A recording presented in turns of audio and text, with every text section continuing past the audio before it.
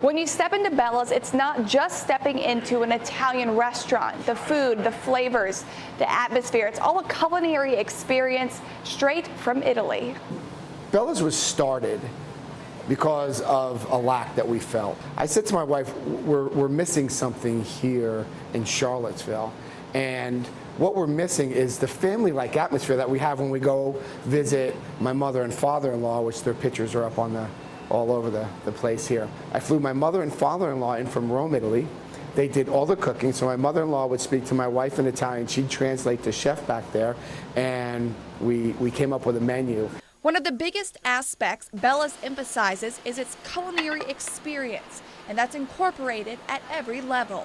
But our big thing was to make sure that it was a family style, to where people were passing plates around, and we have the wow factors. There were 4 things that people wanted when we interviewed 500 potential customers.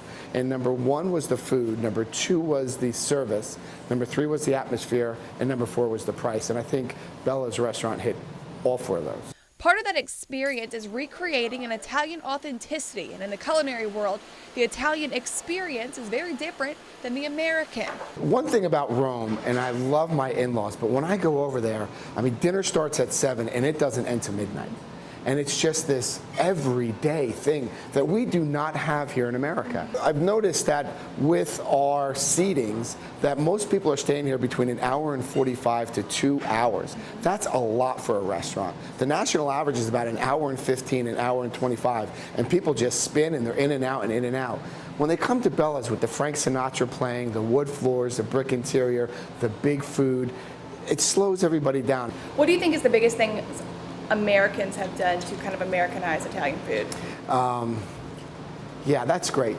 That's a great question.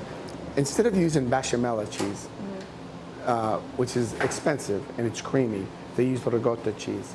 Because when Mussolini kicked out most of the Sicilians, the mafioso, in the early 1900s, they came over to New York. They were very broke. Bechamel cheese, making it's very expensive. So they use a lot of ricotta cheese.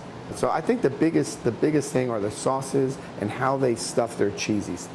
And patrons can expect to leave with an impression uniquely Bella's.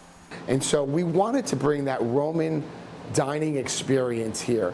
One thing about Bella's is that when you leave, as you have experienced, you leave with an experience. And the experience is, it's Roman Italian, it's family, and to slow the pace down. And that's what we're trying to do here. Our food speaks for itself. With your Finding Food, Kelsey Summer, CBS 19 News.